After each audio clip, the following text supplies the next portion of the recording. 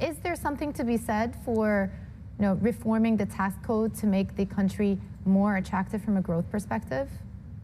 Absolutely. Yeah, the trouble is now isn't the time to do it because we're dealing with a bit of a short-term crisis. But yes, in the medium to long term, tax is a useful lever. It's a useful part of the armoury that governments have in order to encourage investment, to make sure that you get the right sort of investment in the country, and to also discourage activities that aren't so good for the country. It's not the only lever. I mean, if I look at what encourages both domestic businesses to invest more and also foreign businesses to look at the UK, there are things like macroeconomic stability, absolutely important.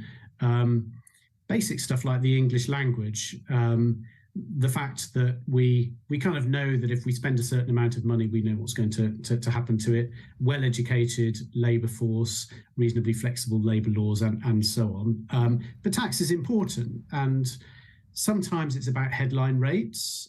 I think it's too easy to make the argument that the headline rate doesn't make any difference. It's all about what incentives might be available in what part of the economy. The headline rate does have a signalling impact. I think it's important, but it's also about where does the government decide that it wants to use tax incentives or use taxes in order to encourage changes in behaviour. And so, for example, we saw the short-term super deduction introduced last year by Rishi Sunak as a way of encouraging an acceleration of capital expenditure. I think the right idea, but over the wrong timescale. There are a bunch of other things that government can do.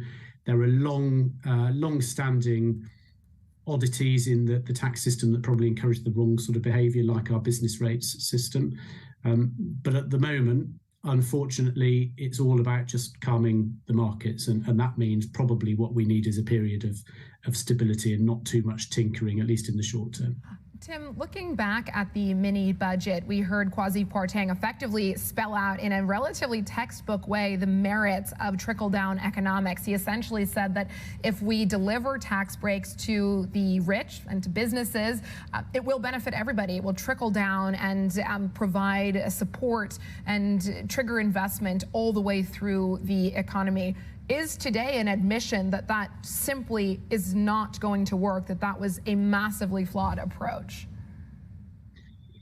I think today is probably an admission that you can't just do things on the hoof without thinking about what the market reaction's going to be.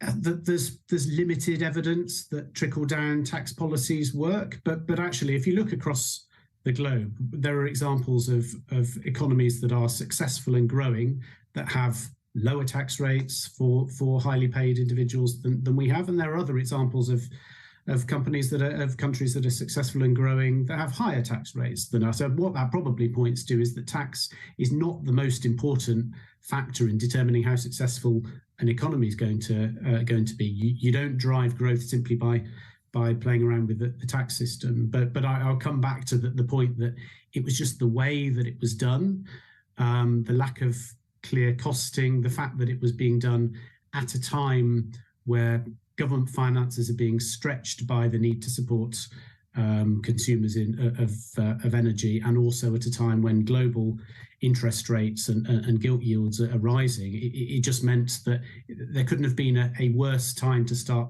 experimenting with that sort of trickle-down policy, unfortunately. Hi, I'm Joanna Bersecci, and thank you for watching. You can check out more of our videos by clicking on the boxes on the screen. And don't forget to subscribe to our channel for more from CNBC International. Thank you for watching.